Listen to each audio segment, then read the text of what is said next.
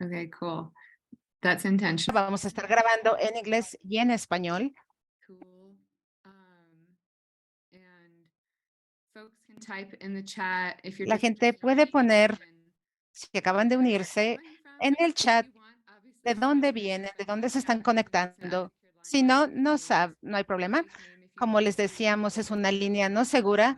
Pueden también utilizar un nombre que no es el suyo si lo desean, como sea. Joining and how this is going Si to la gente work. todavía se está uniendo, ¿cómo va a funcionar esto? I am going to be emceeing along with Voy my a dear ser dear moderadora Monty, junto and con this is Monty, going mi to be querido our amigo. intro. Vamos a And dar then una we'll pequeña hear introducción y from luego our vamos a speakers. escuchar a todos nuestros There is, panelistas. and then at the end we'll have some Y al Q&A. final tenemos la And oportunidad de for preguntas y respuestas. participation, Así que you can drop it si in the quieren chat. We're going to have hacer una our pregunta, members put it in the chat pueden ponerla en el chat for y that. se hará una So you can selección drop them as como we get parte more del folk in, and equipo we'll get y to las some vamos Q&A. a And tratar de while you're incluir asking a al question, final. Mientras feel hacen una free to pregunta, sería say bueno si who the pudiesen question decir is para for, quién so we know está who dirigida la to reach pregunta out para to saber answer que no it. estamos Um, interrumpiéndonos los unos a los otros yeah, in terms al of the contestar. translation, En so términos de la translation is interpretación, la available. We have one interpretación está speaker who will be disponible. giving her talk in Spanish, and Tenemos a un then panelista que va a hablar en español. Entonces, para las personas que hablan español, in Spanish. pueden So the way escuchar that it works, a las personas que hablan en inglés you en can see at the español. bottom of your Y la manera en que screen funciona es que si buscan en la parte inferior de su share pantalla, screen reactions to están English cuestiones, to the iconos de right. seguridad, compartir pantalla, etcétera. So if you're Y bilingual, you can van a ver un select pequeño globo terráqueo y visual ahí audio and just pueden choose that. ustedes, But si son otherwise, bilingües, if you only speak escuchar, English, you pero can si choose solo English. escuchan, y si solo And if saben you inglés speak Spanish, o then solo you can choose español, the tienen Spanish que language. elegir uno de esos idiomas para escuchar el webinario en ese idioma. Y voy a decir esto en español para los que están escuchando en español en el audio original. Tiene interpretación español-inglés disponible. Favor de elegir el idioma haciendo clic en el icono del globo terráqueo en la parte inferior de su pantalla. A menos que sea usted bilingüe, es necesario que haga esto al inicio para poder escuchar a los panelistas que hablan en español y para la sección de preguntas y respuestas. And we'll probably Bien, give these instructions again. probablemente demos estas instrucciones de nuevo en un momento conforme la gente continúa entrando a la llamada, pero vamos a empezar pronto. Soy Monty, por cierto. Voy a ser coanfitrión con Charlotte. Okay, cool.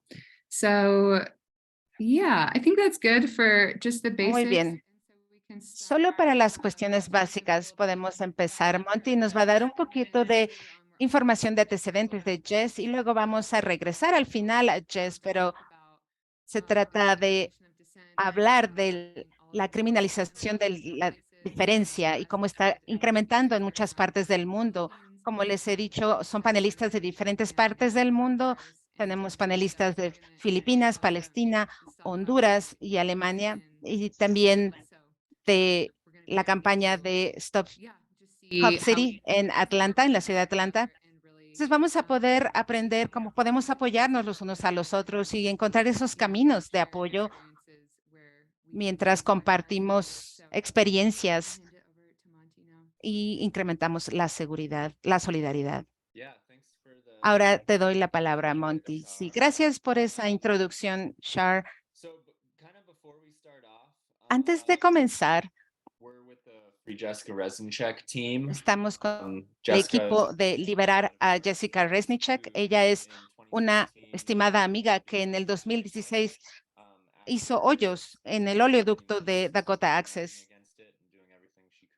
después de pasar muchos meses organizando en contra de este oleoducto y haciendo todo lo posible para detenerlo. Uno de los puntos de nuestro equipo es sacar a Jessica de prisión, pero al hacerlo estamos también buscando la clemencia, también estamos buscando para que alguien, para sacar a alguien de la prisión tenemos que enfocarnos en el individuo y se trata de traer al espíritu de Jessica aquí, porque todo lo que ha hecho Jessica es parte de este movimiento en búsqueda de la justicia. Es un movimiento basado en la base social, no tanto en ella misma, así que se trata de hablar un poquito de la campaña. Quiero hablar sobre el tipo de trabajo que en la que ella participó antes de No Double. Ella fue parte del movimiento Ocupa y ese fue un momento de radicalización para ella, donde ella tomó parte en los esfuerzos para la liberación de Palestina. Ella fue de hecho deportada de Israel y cuando ella estaba haciendo investigación sobre los acuerdos y negocios de armas de Estados Unidos, came to the No DAPL movement and llegó el momento del movimiento No Double para luchar en contra de este oleoducto. Jessica entró al movimiento al unirse a un grupo de nativos, jóvenes nativos,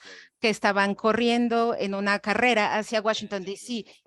Y estuvo ella muy inspirada por este movimiento en Standing Rock y la trajo de regreso a Iowa, su estado natal, para continuar de hacer el trabajo que empezó en Standing Rock y para tratar de mantener el agua limpia en Iowa. Así que eso es algo que es retador y parte de las campañas en general sobre individuos y parte por la que estamos aquí todos hoy.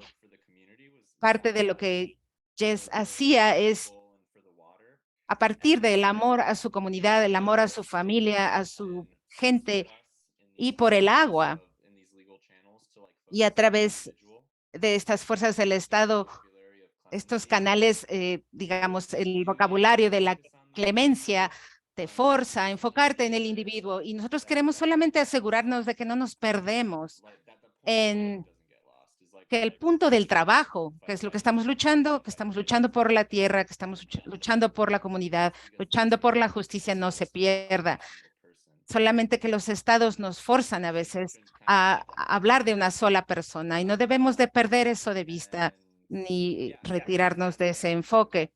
Y esa es una de las razones por las que decidimos hacer este webinario, para regresar a ese punto de mostrar que esta criminalización de la defensa de la tierra, de los derechos humanos y sus defensores y sus derechos, es una tendencia global y queremos reconocer, reunirnos y buscar formas de apoyarnos los unos a los otros en nuestras luchas para que podamos sobrellevar estos obstáculos que van en incremento y que los gobiernos del mundo nos lanzan. Y con eso, creo que voy a darle la palabra de regreso a Charlotte.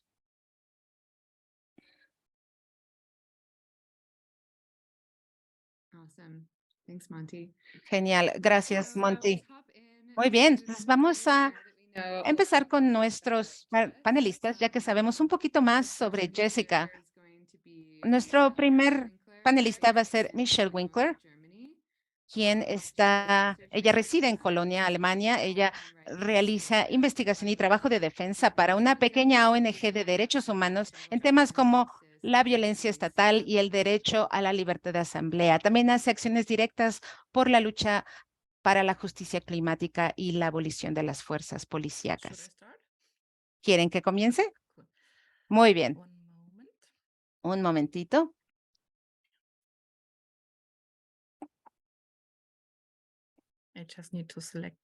Solo necesito seleccionar las diapositivas que preparé.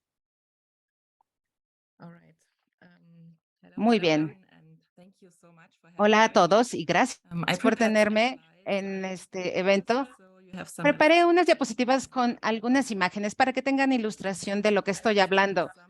Quisiera comenzar con algo de información sobre la política de clima en Alemania para dar un poquito de antecedentes. Alemania es uno de los emisores, de los 10 emisores de carbono, de dióxido de carbono per cápita en números netos. Todavía utiliza la energía viene de la electricidad que viene de quemar lignito, que es el combustible fósil más terrible y dañino.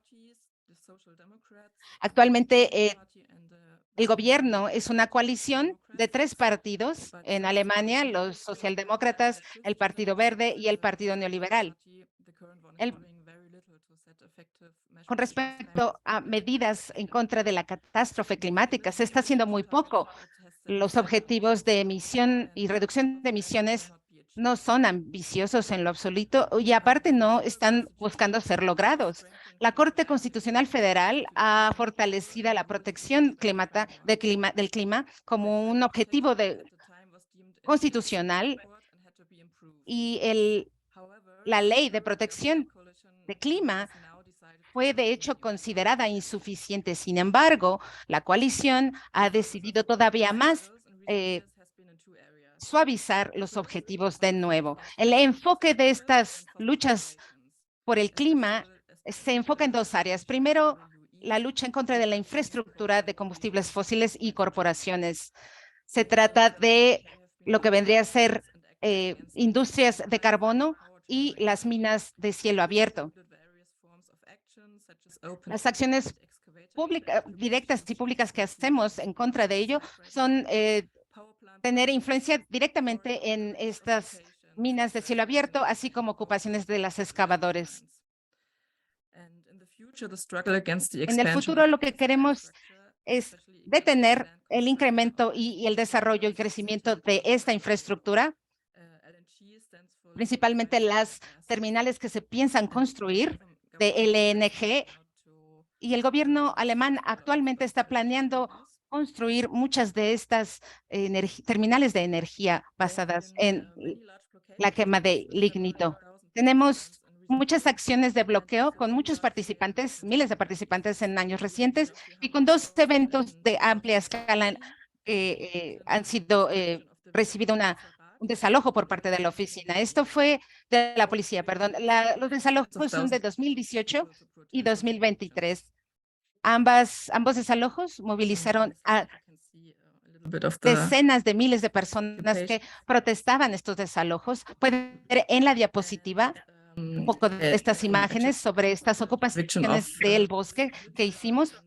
Aquí en la diapositiva pueden ver que fue una aldea muy pequeña que iba a ser destruida, una pequeña aldea, esperemos que no, por esta compañía de lignito que fue desalojada.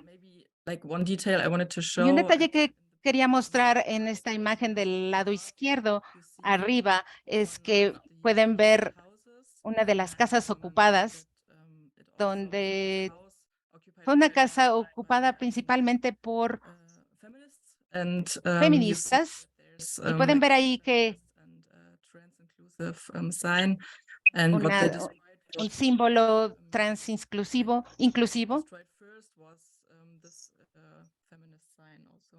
También había un símbolo feminista en esta de las primeras casas ocupadas. Una área más reciente de lucha es el sector de transporte. Actualmente es un sector que tiene mucha influencia a través de la industria de los carros en el país. Por ejemplo, la expansión del transporte público es uno de nuestros objetivos para hacerlo más barato y libre, gratuito para todos. Al mismo tiempo, estamos en contra de la expansión de las autopistas y carreteras y también buscar los límites de velocidad en el tráfico. De las primeras movilizaciones fue la ocupación en contra de la invasión del bosque y la deforestación con nuevas autopistas. También han habido bloqueos del show internacional de vehículos en el 2019 en Múnich, en Frankfurt en el 2019, Múnich 2021. Y desde entonces tenemos una serie de acciones en Alemania casi de manera diaria, y lo que hace esta acción es básicamente adherirse con pegamento a las cosas, como autopistas, edificios y cosas en general. Se trata de desobediencia civil, actos de ese tipo y acciones directas de ese tipo. Y al mismo tiempo, vemos cómo se está incrementando la represión en contra de estos movimientos por la justicia climática. Las leyes policíacas también se han hecho más duras, más severas en los últimos años, con la idea de intervenir y de vigilar para prevenir supuestamente el peligro. Los efectos directos de este tipo de extensiones, por ejemplo, son estos actos de la policía con las personas bajo custodia. También hasta de 30 días se mantienen a las personas presas. También la libertad a la asamblea está siendo restringida y se hace cada vez más difícil lograr estas asambleas. El Estado federal también ha impuesto una prohibición general de demostraciones en autopistas y la brutalidad policíaca también toma un rol importante en estos casos. La acción directa en contra de las personas jóvenes que se muestran en estas protestas, este uso de retenciones dolorosas, el uso de la fuerza por parte de la policía alemana es un acto bastante racista y brutal. También han habido desalojos de las aldeas y en zonas del bosque y se han utilizado equipos muy pesados como tanques. También las protestas utilizan perros, caballos, gas pimienta y batones. Y se ve que esto es parte de la escalada en contra de la diferencia y en contra de la protesta. Hasta ahora no han habido muchas prisiones, perdón, sentencias de prisión muy largas. Y sin embargo, las ofensas criminales se han convertido en penas más severas para activistas del clima. Sin embargo, legalmente esto no es imposible que incremente.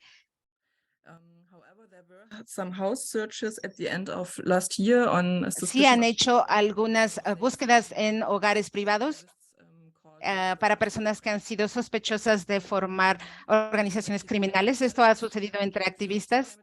También el Servicio de Inteligencia Doméstica de Alemania ha observado a este movimiento del clima y como un movimiento extremista.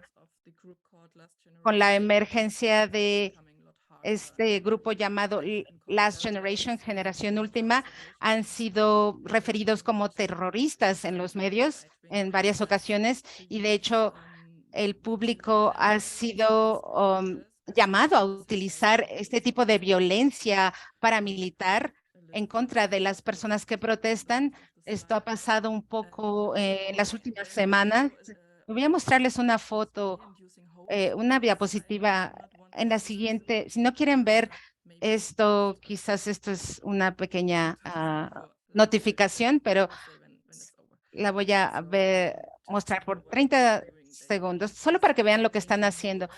Están utilizando estas retenciones que causan dolor con los que protestan. Utilizan lo que se trata es una forma de tortura al inducir dolor en este tipo de retenciones. Voy a pasar ya esa diapositiva. Y también quería hablar un poquito sobre lo que está pasando en Francia de manera reciente, porque últimamente van a ver que Francia ahorita tiene un estado bastante autoritario en los últimos años y esta tendencia se ha acelerado bajo el mandato de Emmanuel Macron. El Estado francés utiliza la fuerza policíaca bastante armada y bastante brutal con una serie de unidades de operaciones especiales y como fuerzas coloniales de ocupación atacan a suburbios de clases trabajadoras negras y árabes. Usaron esa brutalidad contra movimientos como el de los chalecos amarillos y otras protestas y huelgas. Tan solo 10 días atrás, 30,000 campesinos o pequeños productores y activistas respondieron a un movimiento llamado Levantamiento de la Tierra, que lo que trata es de vincular las luchas a lo largo de Francia y en contra de la construcción de De hecho, esta demostración tomó lugar dentro de un reservorio de agua que está bajo construcción ahora. Utilizaron granadas explosivas, gas pimienta y balas de goma en un tiempo de más o menos 2 horas. 200 personas fueron lastimadas, 40 de ellas fueron heridas gravemente y algunas fueron desfiguradas y una persona permanece en coma. Han pasado unos días después de esta demostración y el ministro del Interior anunció que este movimiento debería de ser prohibido y desbandado. Si esto pasa, esto sería una prohibición absoluta para la recaudación de fondos o para sacar cualquier medios con ese nombre, cualquier información y contenido con ese nombre. Llamó a cualquier otro colectivo sea desbandado y apoyo legal para complicar la realización de estos movimientos radicales.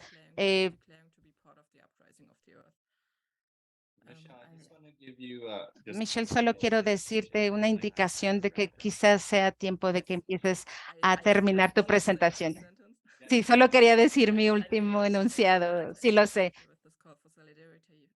Un llamado a la solidaridad de todos nuestros camaradas en Francia para que nos apoyen. Gracias. Thank you so much. Muchas gracias. Es maravilloso escuchar, bueno, no es maravilloso escuchar eso, pero es muy informativo ver todas las similaridades entre Francia y Alemania, sobre todo con lo que está pasando en Estados Unidos. En mi experiencia, yo he experimentado a la policía utilizando estas retenciones dolorosas de las que hablaste, también cómo van deforestando el bosque para estas minas de carbono y también esta expansión minera por el gas natural y licuado. Esta narrativa de que es gas natural, como si fuese algo bueno, y eso también está pasando acá. Entonces es horrendo escuchar que Alemania está escuchando también estas retenciones dolorosas, pero parece que esto es algo que está pasando a nivel global ahora. Así que muchas gracias por llevar atención a lo que está sucediendo en Francia también. Espero que todos nosotros que estamos escuchando podamos seguir ese enlace y apoyar lo que está pasando allí. Entonces, La próxima presentador que voy a presentar es Sandra Tamari. Sandra Tamari es una organizadora palestina que reside en San Luis y es la directora ejecutiva del proyecto de justicia Adala Justice Project. Gracias, Monty. Michelle, eso fue fabuloso y no voy a entrar en mucho detalle porque el asunto de Palestino ya tiene 75 años. Quisiera darles un entendimiento de dónde los Estados Unidos y su uso de terrorismo, ¿de dónde viene? Mucho sí viene de la guerra en terror del 9/11 y espero que tenga paciencia conmigo. Voy a pasar por mucha información y voy a mantenerme a tiempo. Finales de febrero, cientos de vigilantes colonos judíos pasaron por Farwa y otra aldea palestinos en Cisjordania ocupado, dejando a un palestino muerto y varios otros muy lesionados, tal como encender a carros y casas. Después de ese motín, el ministro de Finanzas israelí, Esmail Soltrik, dijo que Kawara, el pueblo, debe de estar eliminado del mapa.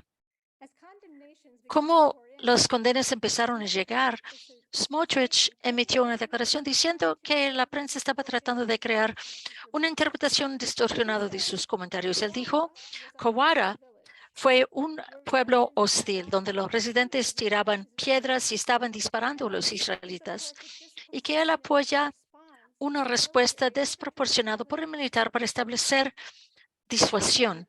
Después aclaró que no quería decir que todo el pueblo debe de estar eliminado, sino que el militar debe de actuar en una forma en contra de los terroristas en el pueblo, pero que no estén equivocados. Sus comentarios de genocidio fueron presentados por la lógica israelita y estadounidense que todos los palestinos son terroristas que están resistiendo el robo de sus tierras y hay que eliminarse. Mucho de las herramientas contraterroristas de los Estados Unidos fueron probados primero con los palestinos. Hoy en día, la etiqueta de terrorista doméstico está usado en contra de comunidades de color, aunque las leyes fueron promovidas para la violencia de los terroristas, pero están usados en contra de nuestros movimientos. El uso de esas etiquetas para eliminar la resistencia para defender la tierra es debido a la situación de Israel y los Estados Unidos. Vamos a ir a 2021. En medio de la noche, las fuerzas israelitas allanaron las fuerzas de 6 ONGs palestinos para derechos humanos y servicios humanos. Ellos sellaron las puertas con placas de hierro y pusieron noticias en las puertas diciendo que esas organizaciones fueron declarados como organizaciones terroristas. Este movimiento fue condenado al nivel internacional. Los 6 ONGs están involucrados en muchas actividades, incluyendo defensa legal de los presos políticos, documentando las violaciones de los derechos de niños y apoyando para los palestinos que están viendo el robo de sus tierras por el Estado de Israel. La Oficina de los Derechos Humanos de la Naciones Unidas condenaron los allanamientos como completamente arbitrarios, a pesar de las demandas que las autoridades presentaron pruebas creíbles, no lo han hecho, que esas organizaciones están involucradas en actividades terroristas. Obviamente, designar a la sociedad civil como terroristas no es una nueva estrategia. Se hizo muy prevalente a nivel global después del 11 de septiembre. La ley patriota, por ejemplo, en los Estados Unidos y la detención indefinida de la gente no ciudadana y la expansión de la autoridad del gobierno para espiar en sus propios ciudadanos. Sin embargo, la opresión de Israel de las organizaciones palestinos y el movimiento palestino no es limitado a palestinos, sino también está en los Estados Unidos, por ejemplo, leyes en contra de los boicoteos, enfocándose en contra del movimiento de boicoteo, sanciones y desinversión, las legislaciones que amenazan la libertad de expresión, pero enfocan a nuestras organizaciones para los derechos humanos y la justicia, fueron promovidos por el Ministerio de Asuntos Estratégicos en Israel. Ahora están ilegal en 34 estados hacer boicoteo en contra de Israel si uno es un contratista federal. Y es importante recordar que las leyes en contra de BDS y las leyes sobre la infraestructura crítica, como las leyes que fueron usadas en contra de JES, tienen los mismos promotores, los mismos cabildistas, ALEC. ALEC es una organización muy rara que une extremistas cristianos y evangélicos y también intereses corporativos, entidades como manufactureros de armas que motivan sus esfuerzos para suprimir nuestros movimientos para la justicia social.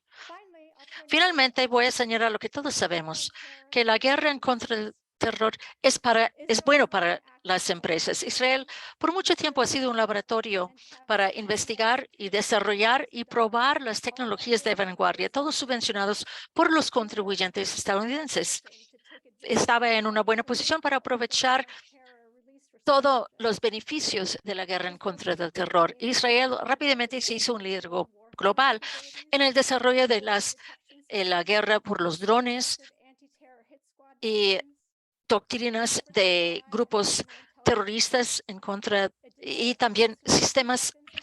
Hicieron pruebas, probaron todos esos sistemas en Palestina, especialmente en Cisjordania, donde los territorios, la población cautiva dio esas tecnologías la aprobación de que ya estaban aprobados en la batalla.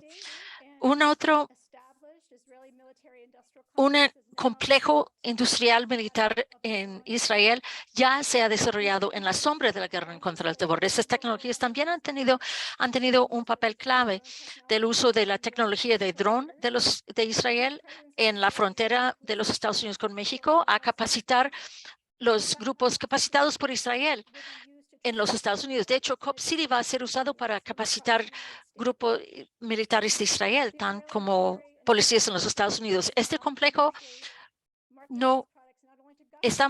vendiendo sus productos, no solo a los gobiernos, sino a cualquier cliente que tiene el dinero para pagar, armando los regímenes autoritarios y muchos déspotas en todo el mundo. Para resumir, voy a terminar con lo que todos sabemos. Lo que pasa a los palestinos es un omen de lo que viene para todos nosotros. Ya está aquí y tenemos que unirnos como los anfitriones han reiterado una y otra vez. Tenemos que parar el Cop City, tenemos que unirnos para liberar a Jessica, tenemos que unirnos para liberar a la tierra y liberar a Palestina. Muchas gracias.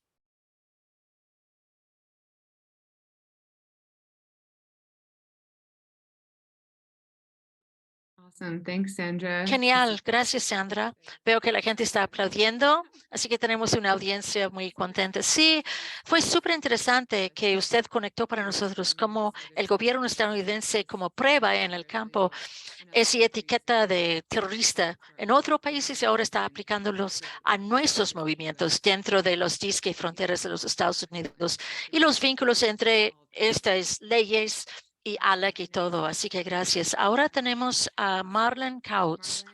Marlon es un organizador con el Atlanta Solidarity Fund. Es una organización para libertades civiles que ha estado respondiendo a la represión política de los que están protestando Cop City. Y como me siento yo, estoy hablando rápido, un recordatorio a todos los presentadores que por favor hablen más despacio para las intérpretes y para todos. Hola, hola a todos. Vamos a hablar sobre Cop City. Para aquellos que no saben, Cop City, bueno, hay un movimiento en contra de un proyecto que se llama Cop City en Atlanta, Georgia, en los Estados Unidos. Y Cop City es el nombre que los activistas han dado a un lugar enorme para capacitar policías que el gobierno municipal quiere construir. Y el sitio propuesto donde quieren construir este lugar para capacitación está en una sección de 300 acres de bosque en el sur de Atlanta, que probablemente no hay más de 10 minutos del centro de la ciudad. Y el nombre indígena de la gente Muskogee para este lugar es Wilani, así que se refiere como el bosque Wilani. Debo de aclarar que hay muchos organizadores de la campaña en contra de Cop City para parar el Cop City. Y yo realmente no soy un organizador. Yo soy un activista en contra de la represión. Lo que yo hago es apoyo legal junto con los movimientos sociales en la área de Atlanta que incluyen esta área.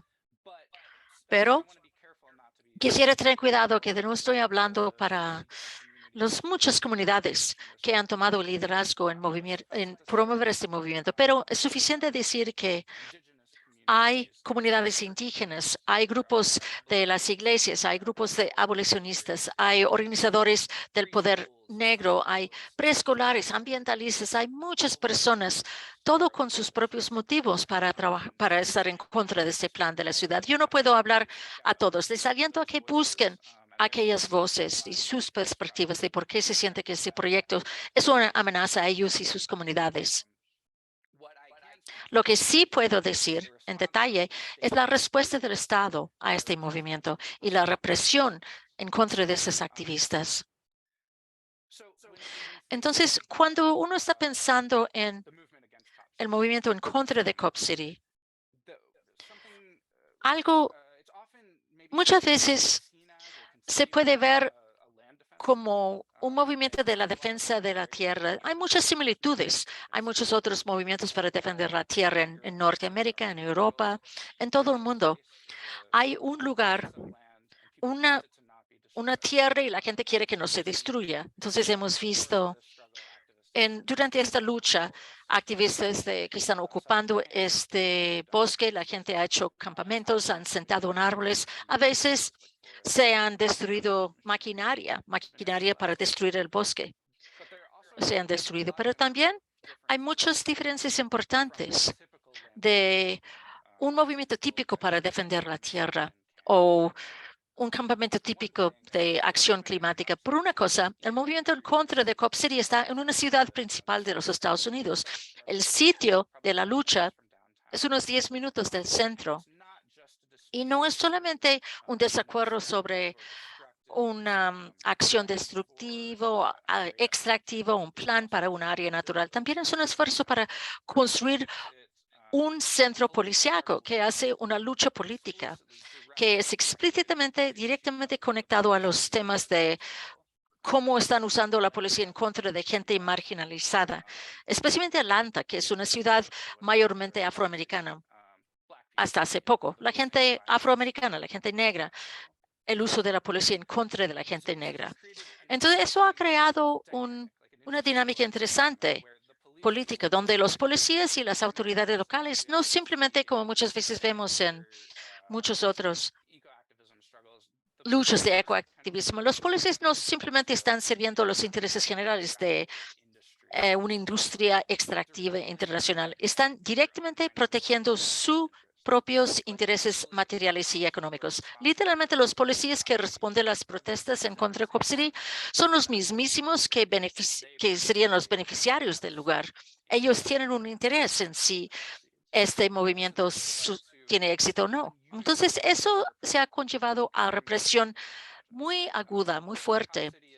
Cop City no es un oleoducto transcontinental, no es un reactor nuclear, no es un megaproyecto, pero debido a las consecuencias muy claras para la policía, el gobierno y los policías en sí están dispuestos a estar completamente desencadenados para reprimir en una forma que no hemos visto en otros lugares. Entonces nos da un estudio de caso muy interesante cuando hay un movimiento que amenaza la agenda de un departamento policíaco. Es diferente que, digamos, lo que hemos visto en movilizaciones en el pasado sobre las vidas negras importan, donde hay días de protestas por un homicidio o una secuencia de motines. Aquí vemos una campaña continua política. Desde hace años está organizando una ciudad entera y aliados en todos los Norteamérica para obstruir la agenda de su propio departamento policíaco.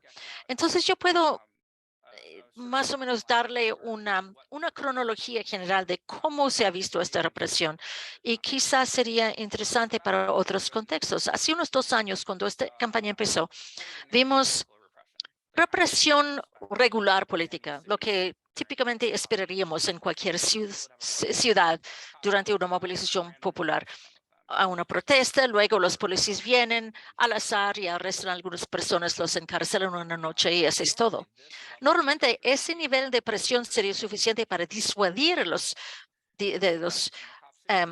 manifestantes, pero en Cop City no fue suficiente y de hecho, si algo le hizo más determinado los activistas. Entonces vimos a las autoridades al nivel municipal y estatal aumentarlo. Empezaron a hacer arrestos masivas. Cosas como marchas pacíficas a veces fueron arrestados de forma violenta y docenas de activistas, periodistas, transeúntes arrestados. Y cuando aún eso no paró, no eliminó la energía y el momento de las protestas, ellos aumentaron aún más, al punto de que el invierno pasado vimos que ellos empezaron a invocar el terrorismo. Y eso pasa en como 2 formas simultáneamente. Una forma fue de forma de hablar y otra fue a través de los procesamientos. El gobierno de Georgia, junto con los voceros y liderazgo policíaco, empezaron a llamar los manifestantes terroristas, describiendo lo que estaba pasando alrededor de este movimiento como ecoterrorismo, en una forma que le hizo claro que habían estado preparando notas, que ellos decidieron que eso sería una táctica de represión importante y poco después empezaron acusándole a los activistas que habían arrestados que simplemente estaban estando en un bosque con terrorismo doméstico como un cargo penal. Entonces, eso no tenía precedente en nuestro contexto local. Claramente estaba sin fundamento. Esos cargos no tienen ninguna forma de quedarse, pero tienen penalidades devastadoras, hasta 35 años en la prisión por estar culpable de terrorismo doméstico. Entonces, podemos pensar en qué es lo que estaba pasando aquí. ¿Por qué es el Estado buscando ese tipo de estrategia de terrorismo? Pues tiene varios efectos. Lo más obvio es que si uno puede arrestar a la gente con cargos graves, puedes mantenerlos encerrados, aun si no hay pruebas en su contra. Pues te niegan la fianza, les pueden mantener fuera de las calles y no pueden seguir haciendo sus manifestaciones o participando en las protestas. Claro que también pone un ejemplo de las personas que están arrestados y acusados y da terror a los demás activistas. Es un efecto muy fuerte porque la otra gente se preocupa que estaría a riesgo, aun si asistir a una marcha o tener un letrero que dice que apoyan. Y especialmente la gente vulnerable a la represión política, que no pueden estar en la cárcel por aún unos días y seguramente no pueden enfrentar el riesgo de una larga batalla legal. Básicamente desalienta a la gente de participar. También demoniza el movimiento en los medios, como hemos oído. Simplemente invocar esa palabra terrorismo conlleva consigo la suposición de que es ilegítimo, ¿no? Que, como oímos de la última presentadora, la política exterior de los Estados Unidos desde 11 de septiembre, el gobierno estadounidense, su orientación hacia el terrorismo es que hay que cazar y matar a los terroristas a todo costo. Son enemigos del Estado y son ilegítimos y que hay que destruirlos. Entonces, ese último punto es muy importante porque invocar el terrorismo en un contexto doméstico sirve como una forma de alertar y pedir más violencia policíaca. Legitimiza la violencia en contra de quien se llame terrorista. Así que no es sorprendente que la próxima etapa de la represión fue los allanamientos militarizados de los manifestantes. La gente que eran policías, pero vestidos de soldados, apuntándole armas, amenazando a matarles. Y en enero de este año, Tortuguita, un defensor del bosque, fue asesinado por los policías. Y claro, ellos dicen que Tortuguita les había disparado primero, que está buscando, pero todas las pruebas lo pone en duda la narración oficial. Bueno, ya se acaba mi tiempo, pero lo último que quiero decir es que la situación es muy negativa. 42 personas están enfrentando cargos de terrorismo doméstico. Algunos todavía están encarcelados, se niegan la fianza y eso le espanta a la gente y les desalienta de participar, pero es importante reconocer y confrontarlo y saber qué es lo que podemos hacer en contra. Así que solo quiero terminar al decir que este Fondo de Solidaridad en Atlanta, junto con muchos otros recursos, Atlanta, en todos los Estados Unidos, están asegurando que los activistas víctimas de esa represión tienen acceso a fianzas, abogados que pueden demandar civilmente a las autoridades cuando están usando esas tácticas para llamar la atención a los delitos que están usando en contra de nuestros movimientos. No somos impotentes, especialmente cuando nos juntamos, tenemos el poder de confrontarnos y exponerles a ellos como los criminales. Y no vamos a dejar a parar lo que estamos haciendo y les aliento a todo el mundo que está escuchando de donde quiere que estén, siguen luchando por sus posiciones y siguen defendiendo cuando ven esa retórica del terrorismo usado en contra de los movimientos, porque si no lo paramos aquí en Atlanta, va a llegar a donde estén ustedes. Así que sí, siguen luchando. Gracias. Wow, muchísimas gracias, Marlon. Eso fue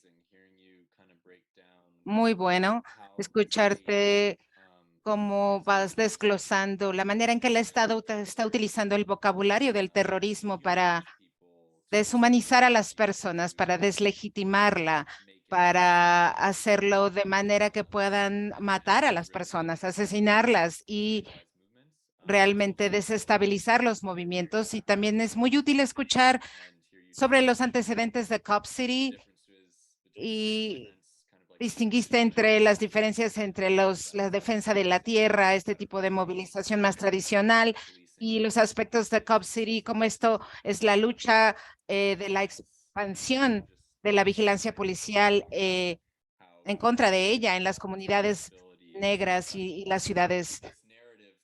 Y se trata básicamente de hablar de la responsabilidad para luchar contra esta narrativa a estas corporaciones y estados policíacos que están poniendo eso para los activistas de derechos humanos.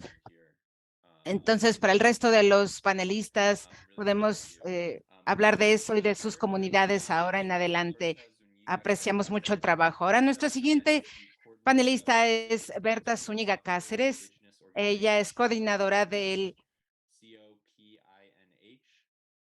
Centro Cívico de Organizaciones Populares e Indígenas de Honduras, COPIN, lucha por los derechos ambientales, culturales, sociales, de salud, económicos y educacionales del grupo más amplio de indígenas en Honduras, el pueblo Lenca. Así que sin más, quiero darle la bienvenida a Berta.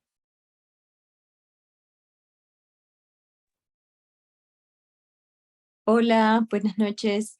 Bueno, un saludo a todos y todas. Bueno, de mi parte comentarles que yo soy del pueblo Lenca en Honduras, que desde el año 2009, cuando en nuestro país vivimos un golpe de Estado, pues hemos venido luchando en defensa de todos los derechos territoriales, pero especialmente en defensa de los ríos, ya que con el golpe de Estado, 49 ríos, bueno, se dieron alrededor de 49 concesiones para la construcción de represas hidroeléctricas y otros tipos de proyectos de generación de energía solamente en nuestro territorio, que seguramente comparado a la mayoría de territorios de que asisten a este seminario, pues decirles que son territorios bastante pequeños.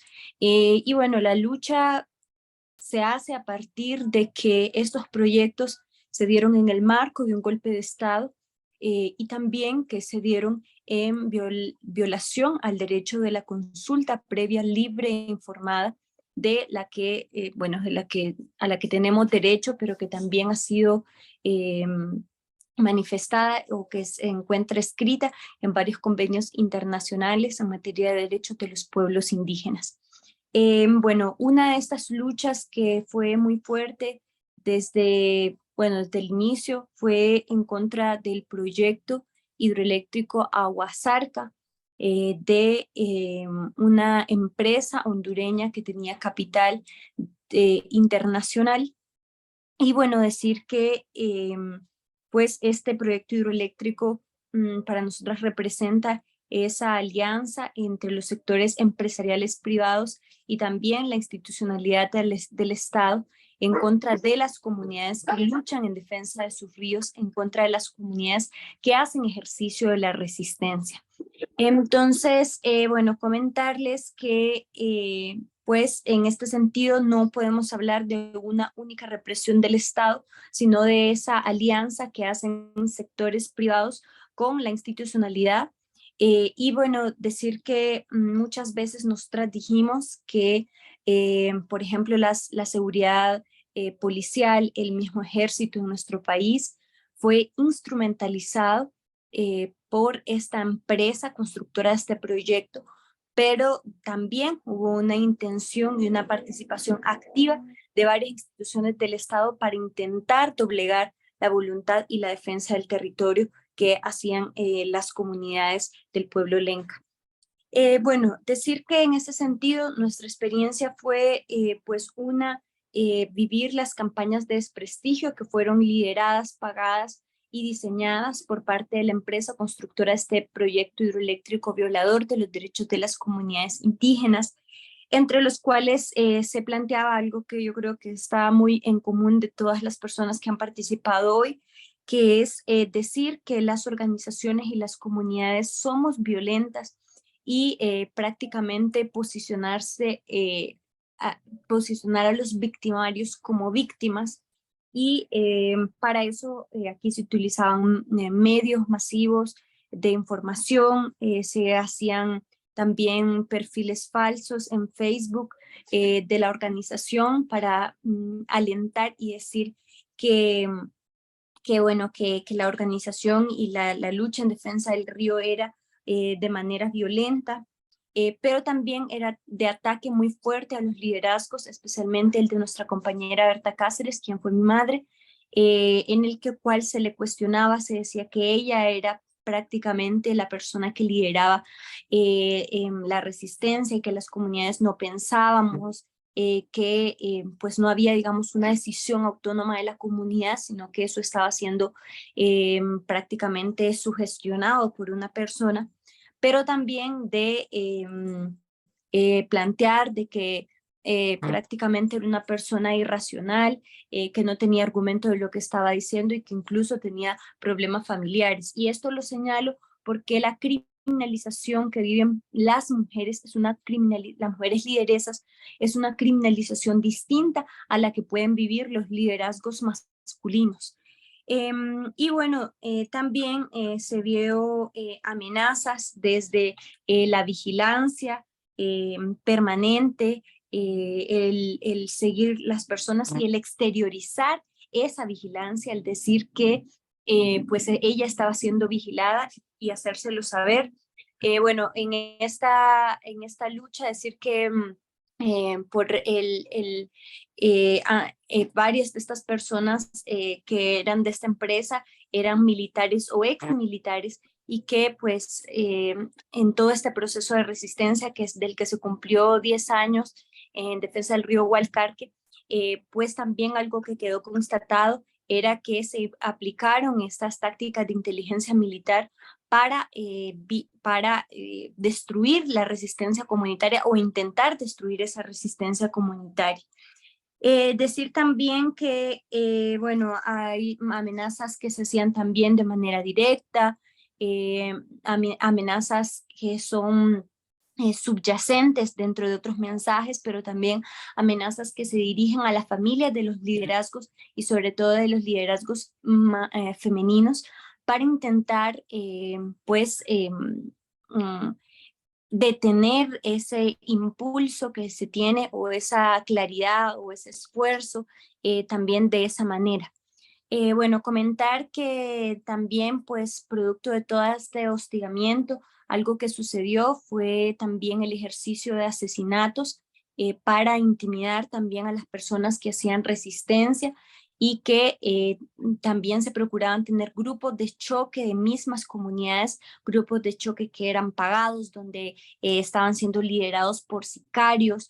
Y bueno, nosotros en esa lucha fueron asesinadas y muertas varias personas, pues entre ellos la compañera Berta Cáceres, mi madre, que fue débilmente asesinada en el año 2016, cuando la lucha en resistencia del río se intensifica por, bueno, por el otro lado y frente a los intentos de reactivar la represa.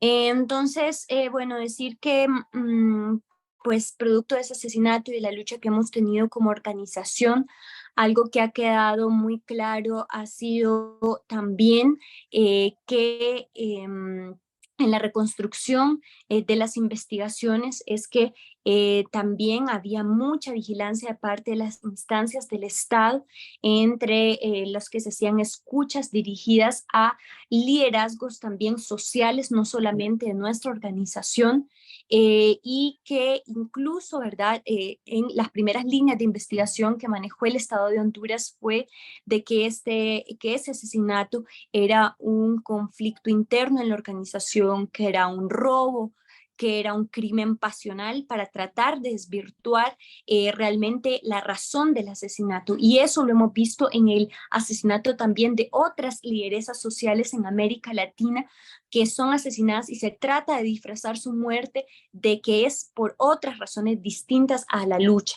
Entonces decir que para nosotras también eso quedó muy constatado, la vigilancia que se hace de parte del Estado, decir que luego de 7 años de lucha por justicia hemos logrado algo inusual en nuestro país y muy pocas veces visto, que es la sentencia a 8 personas por este asesinato. De estos 4 son militares o ex militares y el presidente de la empresa es un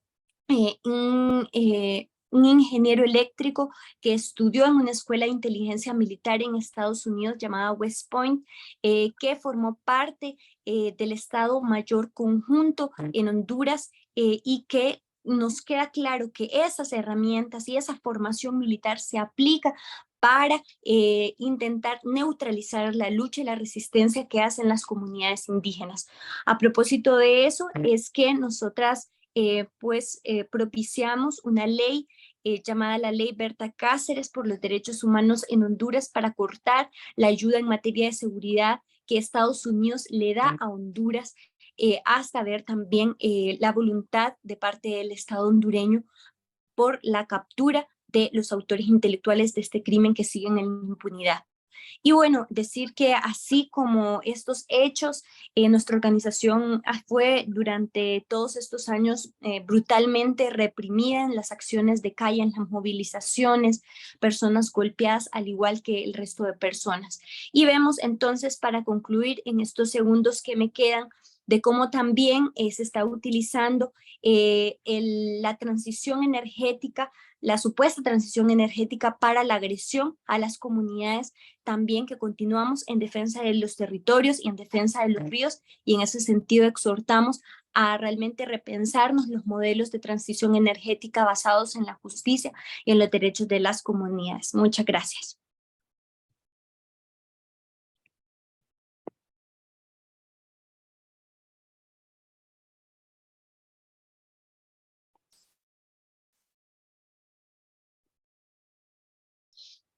Wow. Thank you so much, Berta. That is such Muchísimas gracias, Berta.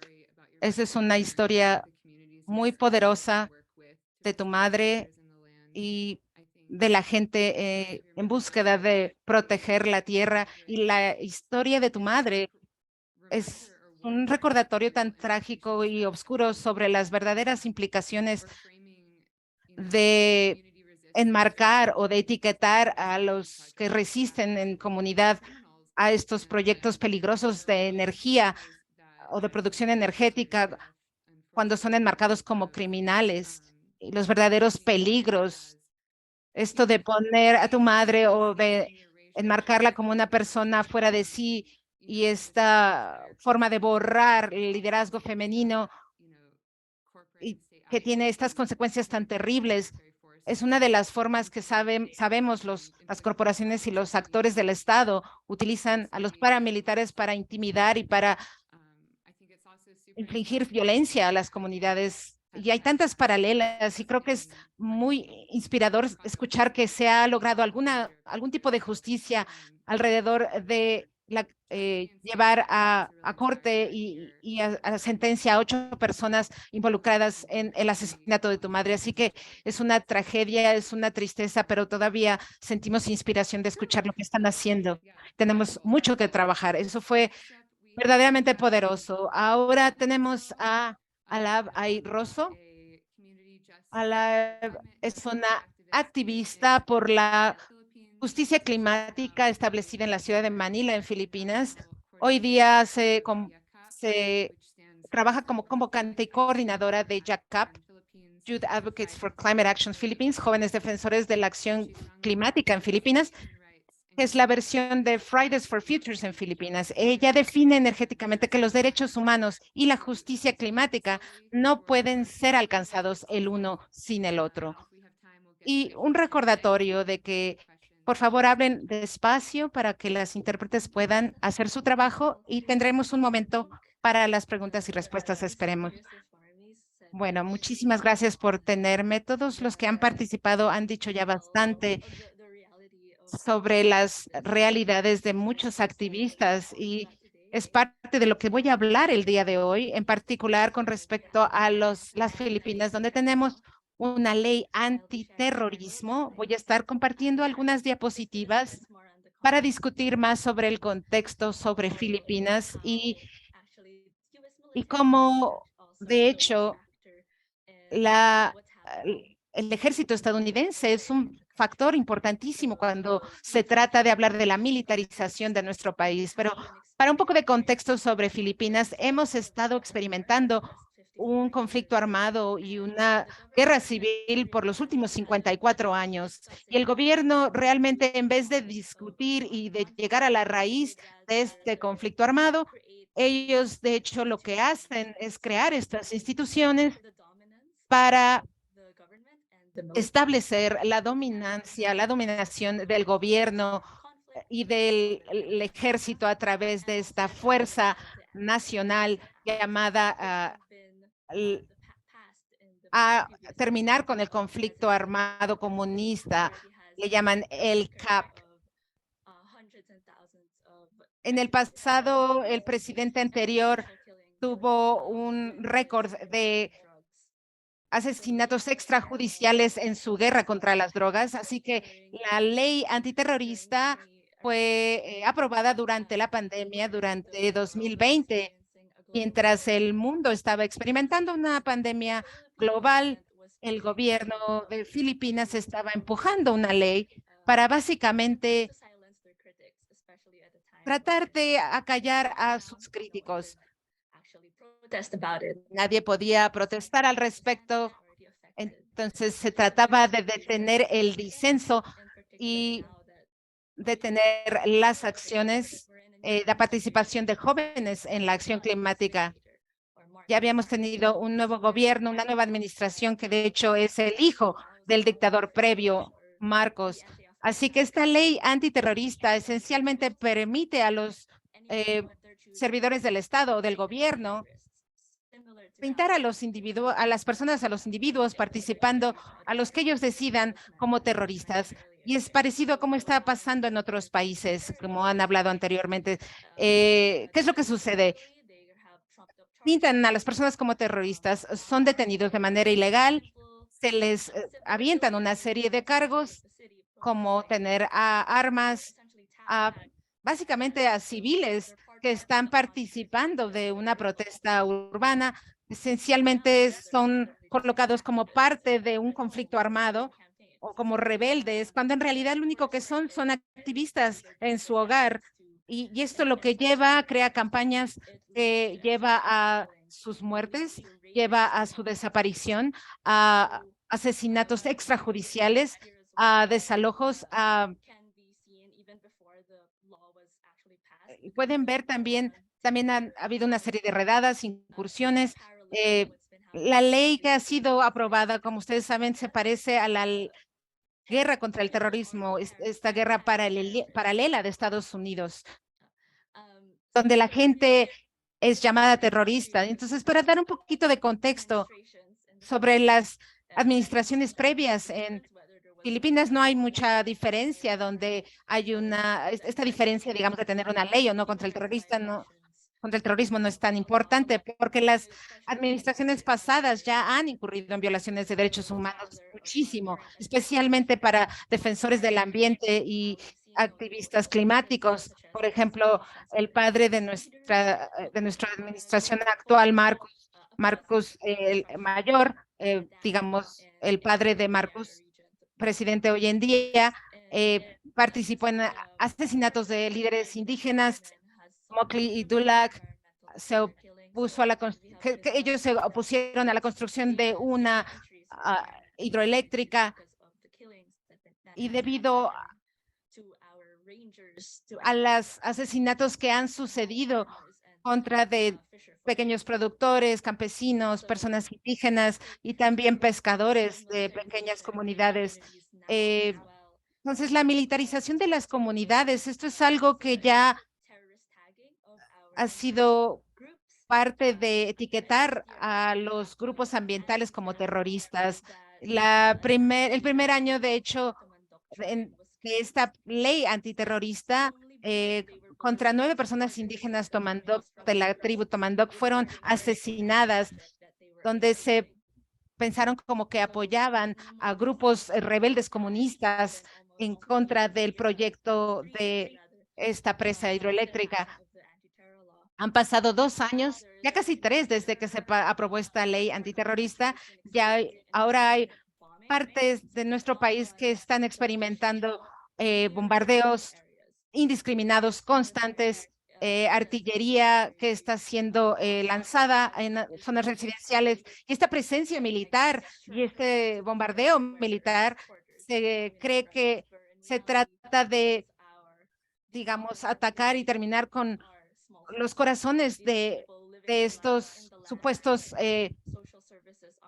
personas que son parte del movimiento comunista, pero en realidad son personas indígenas, son pequeños productores, son gente que están viviendo su vida en la tierra y donde ni siquiera hay servicios sociales en estas zonas, y lo único que hacen es muchas veces se ven forzados a vender sus pequeños pedazos de tierra para compañías mineras que están ya extrayendo sus recursos naturales. Como había mencionado anteriormente, la solución militar que viene y llega a estos espacios en las provincias, en zonas no urbanas, es la principal razón por que se han ejecutado desapariciones y asesinatos extrajudiciales. Y esto no ha sido expuesto, así que los medios no lo dan a conocer.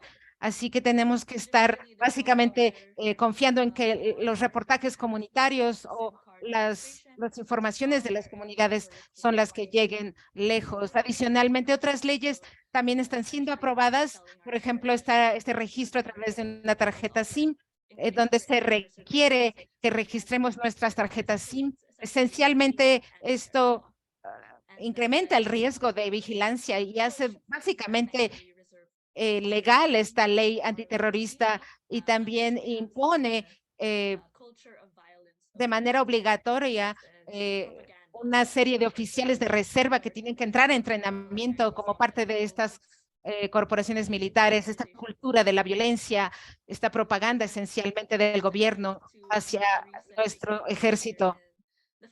Decir que la militarización es el camino correcto. Y recientemente aquí en Filipinas, esto ha pasado desde hace tiempo, nuestra relación de nuestro país con el ejército estadounidense. Hay muchísimos acuerdos en donde nosotros estamos tomando parte como de las acciones del ejército estadounidense, y una de esas serían acuerdos de ampliación de la defensa, cooperación, algunos ejercicios en donde lo que pasa es que hay ejercicios conjuntos. Hay uno que va a suceder el próximo mes, de hecho la próxima semana, en áreas montañosas cerca de la costa, donde hay mucha biodiversidad, mucha vida marina, y también los residentes de ese lugar van a ser profundamente afectados por estos juegos de guerra, estas explosiones que van a suceder, estas naves de la Marina en las aguas de estas zonas. Y hay muchas organizaciones progresistas que están en contra de ello y que están llamando a que esto no suceda en Estados Unidos. También está la construcción de nuevas bases militares que van a suceder en el futuro. Eso está planeado para que suceda el próximo año. Y básicamente se trata de que las fuerzas militares van a básicamente a establecerse en zonas que no son de ellos, y claramente para los activistas o defensores que estén en una acción adversaria a esto, solo añade a este tipo de artillería en contra de las personas. Y estamos pensando que si algo así continúa, nosotros tenemos que continuar esta lucha y aceptar que queremos realmente creer que la solidaridad que estamos construyendo aquí, tenemos toda la razón de oponernos a esta militarización constante y que va en incremento, y que queremos apoyar las llamadas hacia la negociación de paz y llegar a la raíz del problema, que no es el conflicto armado y esta represión que se incrementa. Queremos mejorar nuestra membresía, que haya más personas ayudándonos, trabajando colectivamente, como mencionó anteriormente la historia de Jessica. Todos podemos seguir conectándonos, y tratar de conectarnos entre nosotros a lo largo de los sectores más impactados. No son solamente los activistas, sino las comunidades mismas que están actuando como colectivos y que se están organizando. Y estamos en solidaridad con todas las comunidades que han hablado anteriormente y esperamos que podamos seguir teniendo estas conversaciones y tener más de este tipo de webinarios de nivel internacional, con conversaciones internacionales para poder reunir fuerza y apoyo y esfuerzo de los unos para los otros. Y bueno, eso es todo de mi parte. Muchísimas gracias. Wow, muchísimas gracias. Me gusta poder escuchar sobre estos paralelismos, cómo criminaliza el gobierno de Filipinas a los activistas. Es realmente impresionante. Me gustó cómo hablaste de cómo hay un conflicto entre el gobierno de Filipinas, que involucra también al ejército estadounidense que quiere acabar con los bosques, las corporaciones que quieren tomar más tierras y quieren construir también nuevas bases militares y afectar a las personas indígenas, así como también a las comunidades y a las personas que están tratando de combatir el cambio climático, y que el gobierno está usando este vocabulario de que no hay conflicto, no hay nada que resolver aquí porque todos ustedes son terroristas.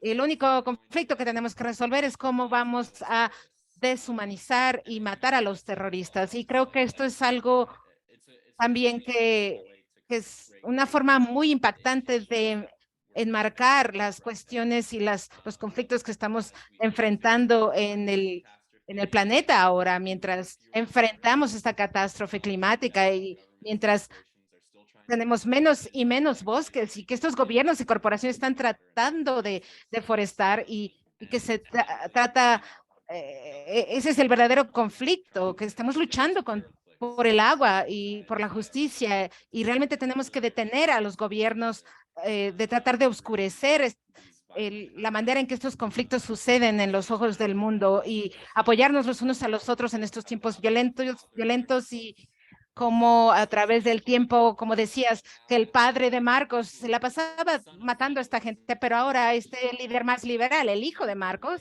está tratando de encontrar, entre comillas, formas legales para matar a la gente. Y me parece que eso es muy real también en Estados Unidos, ¿saben?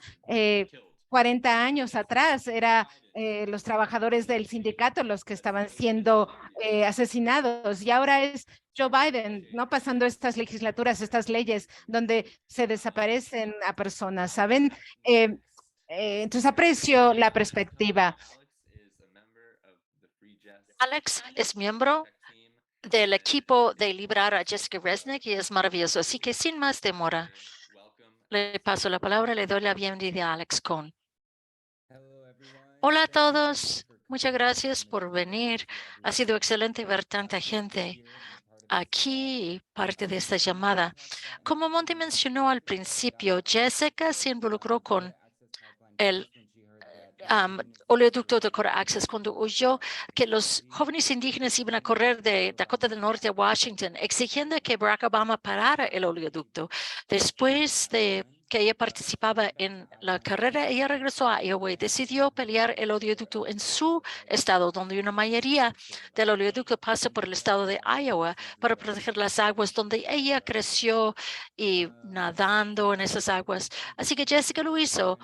Ella fue al río Mississippi con su guitarra y unas llantas, hizo bloqueo en todo el único camino de acceso. Fue arrestada y ella fue liberada 24 horas después. Y finalmente le pidió, ella se preguntó dónde pudo estar sin estar arrestado, y el alguacil le mostró a la zanja y pidió al mundo a que se uniera con ella, y poco a poco el mundo sí lo hizo. Y lo que vimos saliendo de esto, yo quisiera pasar por aquí, es una cronología legal sobre la represión estatal siguiendo el movimiento en contra del oleoducto Dakota Access. Lo que vimos fueron documentos filtrados del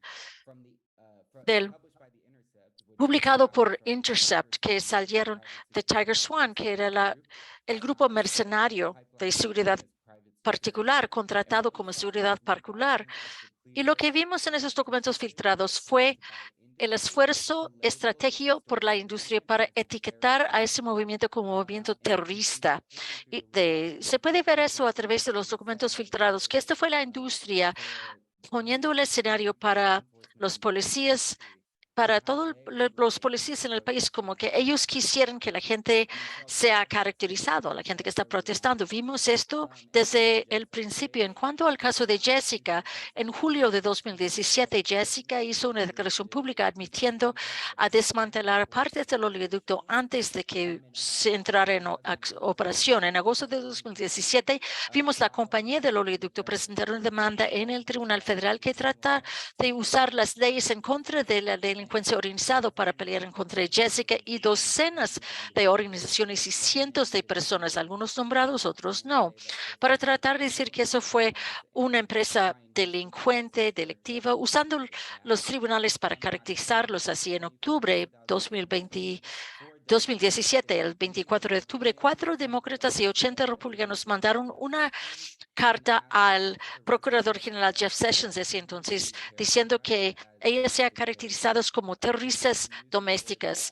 ABC News reportó que de forma colectiva esos congresistas recibieron $36 millones del dinero de la industria petrolera. En 2017 vemos que están poniendo el escenario por la industria para caracterizar a los movimientos que resisten los oleoductos como terroristas.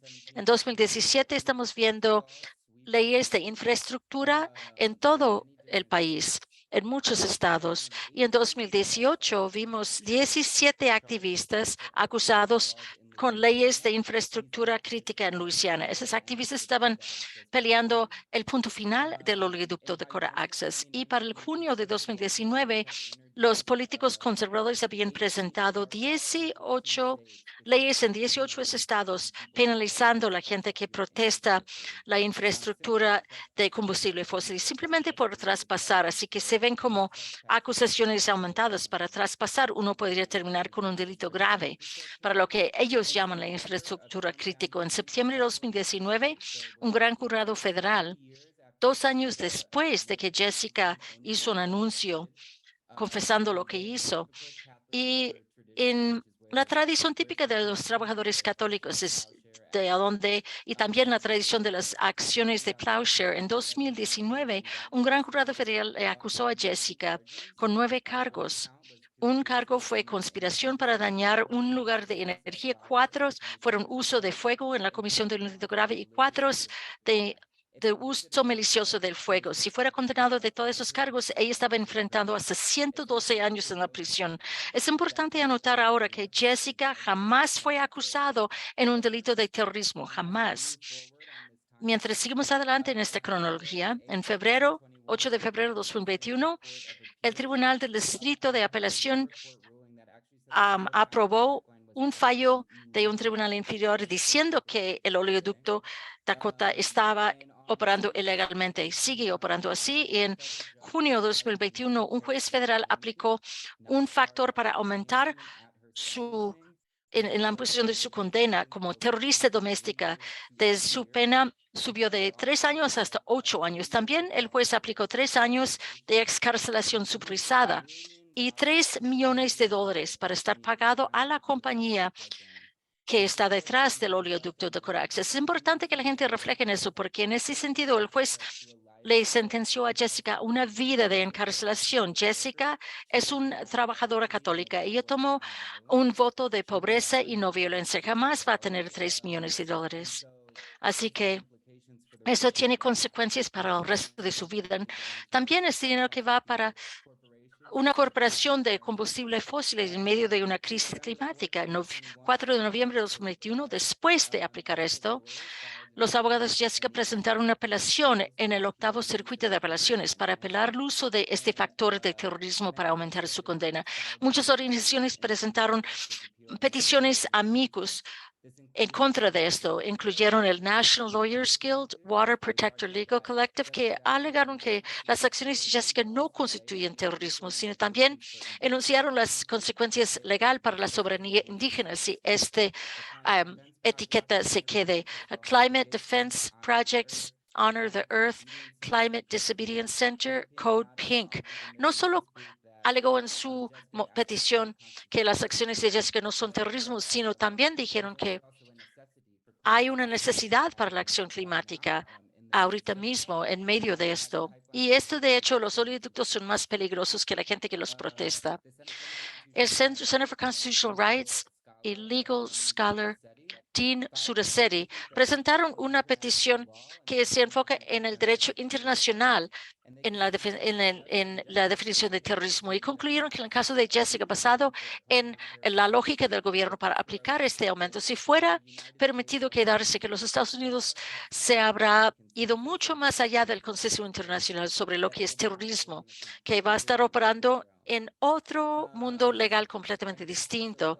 Y Catholic Social Action presentó una petición usando el post cíclica sobre el cambio climático para decir que no solamente sus acciones no constituyen terrorismo según la ley, sino Jessica estaba actuando alineado con las directivas del Papa para tomar acciones sobre el cambio climático. En 6 de junio 2022, el octavo circuito de apelaciones, 3 jueces aprobaron la condena de 8 años de Jessica, pero no decidieron si el factor para aumentarlo de terrorismo es pertinente o no. Y en vez de eso dijeron que si se hubieran aplicado en el caso de Jessica o no, fue un error inocuo. Basado en todas las conversaciones ante mí, yo no creo que necesito explicar que no hay nada inocuo sobre el gobierno estadounidense categorizándole a uno como un terrorista doméstico. Y aquí estamos hoy en día, cuando se ve el caso de Atlanta y se ve este aumento global que está pasando.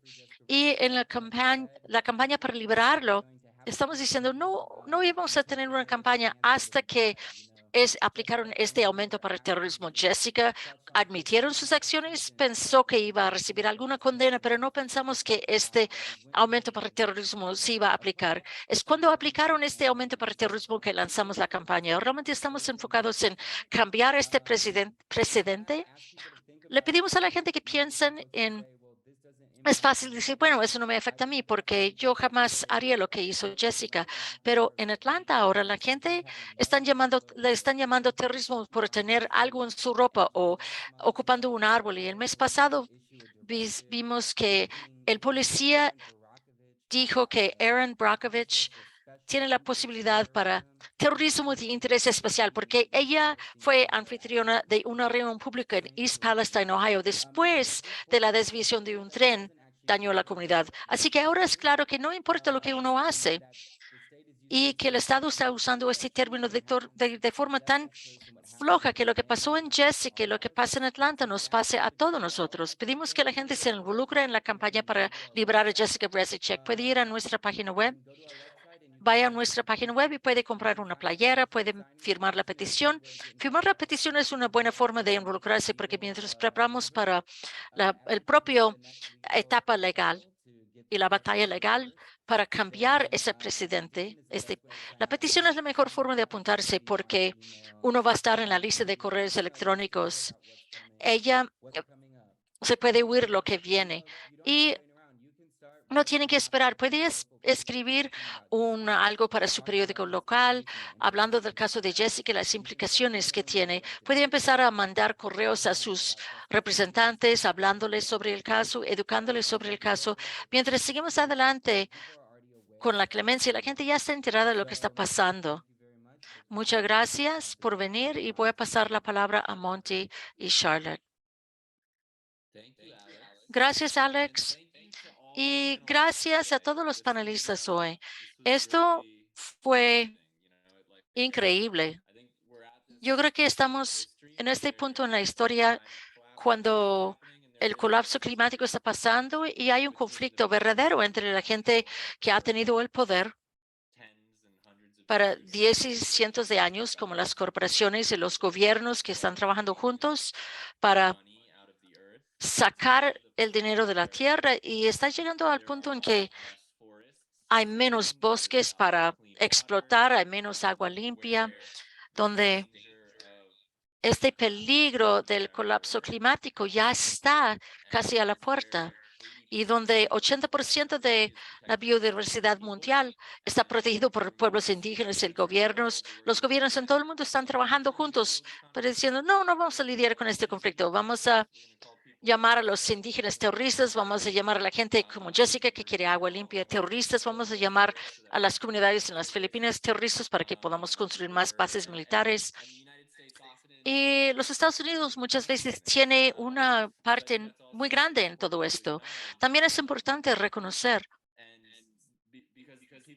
porque la gente de los Estados Unidos y la gente que está organizando aquí también tienen la responsabilidad para admitirlo, y la gente mirando tiene la responsabilidad de efectuar cambio aquí, porque hacer el cambio aquí también va a hacer cambio en cómo los estados se conductan de forma internacional.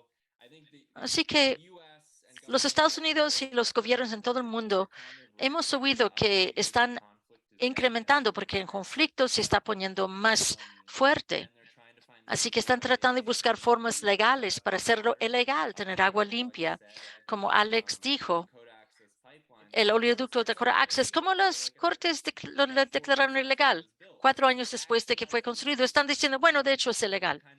Así que estamos enfrentando ese dilema de cuáles son las formas legales de parar un oleoducto ilegal. Y estamos recibiendo la respuesta que no hay formas. La única forma legal para parar esos oleoductos es permitir su construcción, y la única forma de resistir es no resistir. Así que no hay nada más peligroso que no resistir ahora. Y estamos viendo esto mientras vemos la historia, vemos lo que está pasando. Hace un año, cuando tuvimos un webinar, Cherie de BioBridge Fight dijo, lo que pasa a Jessica le pasa a todos nosotros. Y tenemos que pelear por Jessica. Y yo creo que eso es pertinente a todos los panelistas aquí y todos los países donde oímos hoy. Así que espero que podamos trabajar juntos. Estoy muy agradecida por nuestra unión. Yo espero que podamos tener mucho más. Vamos a seguir mandando información sobre las campañas de todo el mundo. Y así que muchas gracias. Gracias. Solo quiero decir gracias y me siento muy inspirado. Y espero que podamos seguir cambiando esta narración, esa narrativa. Igual que los gobiernos del mundo están probando nuevas tecnologías y nuevas apretones que inducen dolor y leyes que no tienen ningún sentido y son tan peligrosos.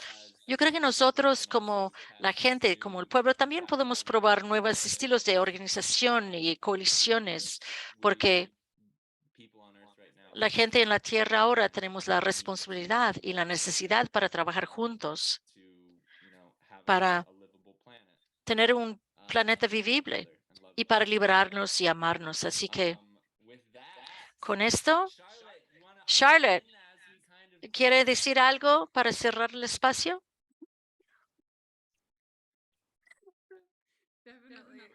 Sí, claro que sí. Sí. Mi corazón se siente muy lleno conectando con todos ustedes, oyendo sus historias. Desafortunadamente no tenemos más tiempo para preguntas y respuestas porque pudimos oír tanta buena información de lo que todos están haciendo, que es increíble. Pero me gustó mucho lo que Alab dijo, como que esta es una conversación internacional que estamos teniendo, que debemos estar teniendo. El punto de este webinar es realmente buscar las formas de conectar y aprender de los movimientos de los demás. Así que espero que se continúe la conversación después de que salimos de esas cajitas en el computador. Vamos a estar mandando correos electrónicos con los enlaces al trabajo de todo el mundo para que puedan hacer seguimiento. Lo siento que no llegamos a las preguntas. Sí me siento muy inspirada. Y también quisiera elevar lo que dijo Marlene también.